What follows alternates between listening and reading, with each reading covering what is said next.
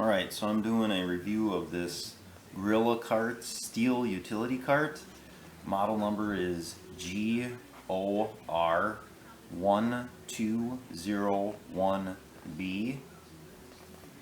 Okay, a couple claims that the cart makes. It says the bed size is 49 by 24.5 inches. That's the outside diameter of the cart. I'll explain that in a second. Here's the information. It's a made in China cart, including the tires, which smell like cheap rubber.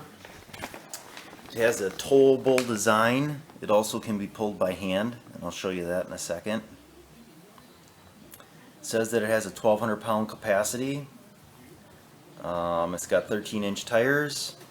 You can see here the tires. They're held on by a cotter pin. That's without the sides, and this is what it looks like with the sides.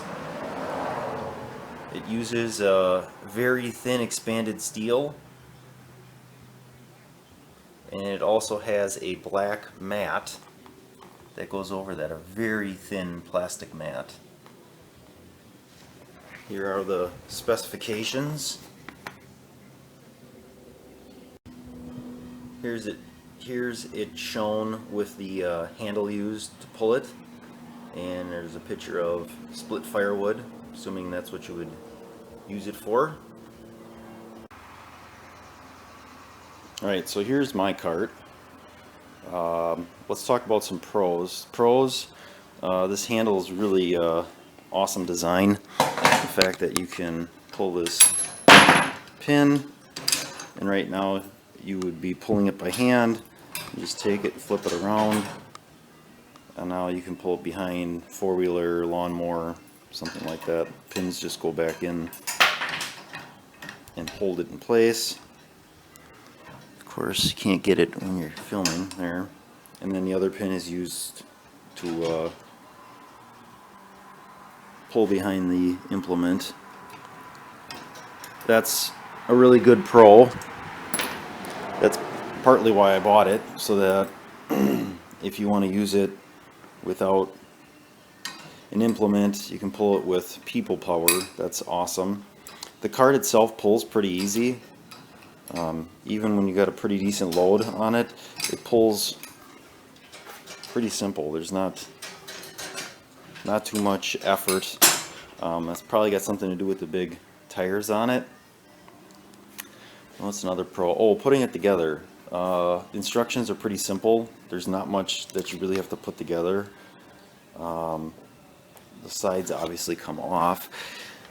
Putting it together, there's not much to it. The axles and stuff you just attach, I believe, with a bolt. Yeah, and then you just bolt on the handle. Same thing with the back. You're just running 2 bolts on there, so that goes pretty quick. And the wheels you just slide on. The wheels attached with cotter pins. So like I said, it said that the diameters of this cart, or dimensions I should say, is 24.5. You get 24.5 if you're going to the outside of the cart. So your inside dimensions would be closer to 23.5 probably. No, 23.25. If you're going to load the cart with something on the inside. Same thing with the outside dimensions.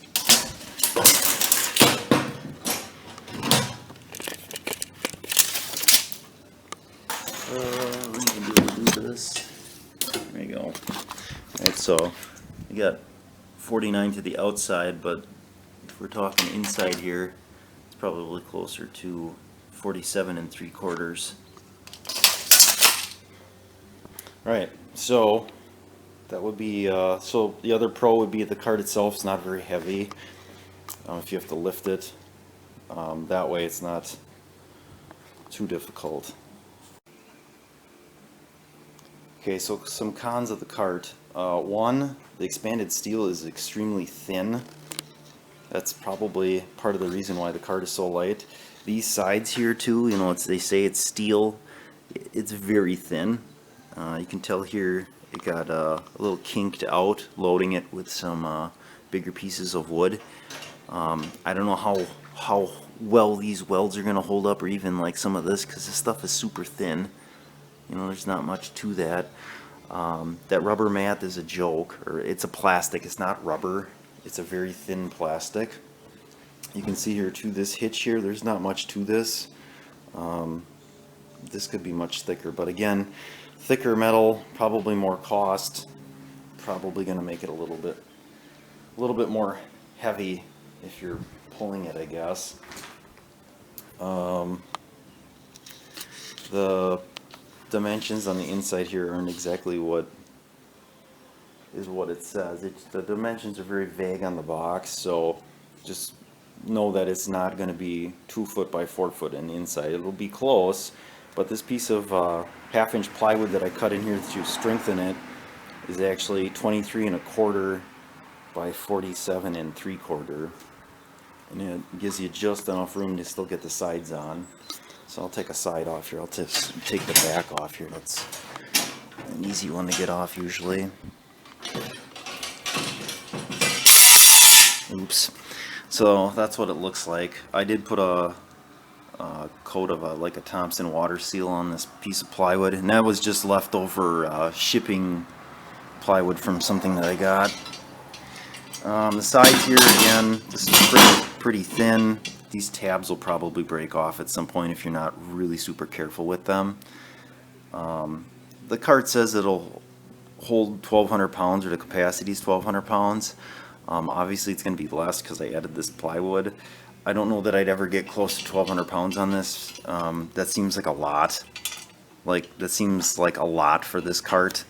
I had 2 big pieces of oak, I'd say about 22 inches around, 18 inches long, and that was a lot to have on this cart. We pulled that by hand, and that was a lot.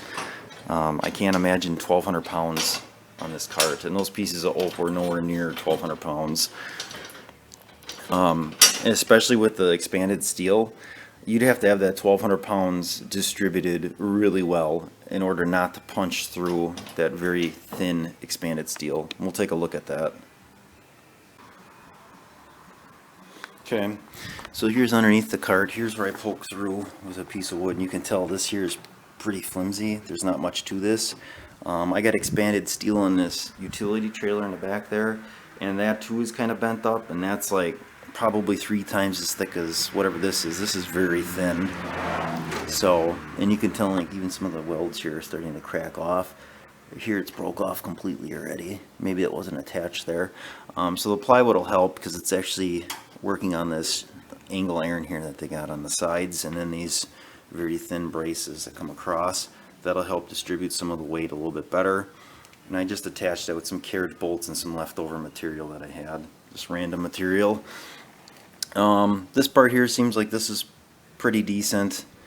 All the cost of this cart. I think I got this on sale for $99, and they make a cart that's smaller. I think that is supposedly 600 pounds, and it's not as big. I wanted the bigger cart so I'm not making as many trips in the woods. Like I said before, these tires do smell. Kind of smells like Harbor Freight when you walk in. It's that cheap rubber. So I don't know how long these tires will last. I got a feeling they're going to dry rot out pretty quickly just because of the rubber. And I don't even know if you can buy a 4.0-6 tire that's not made in China.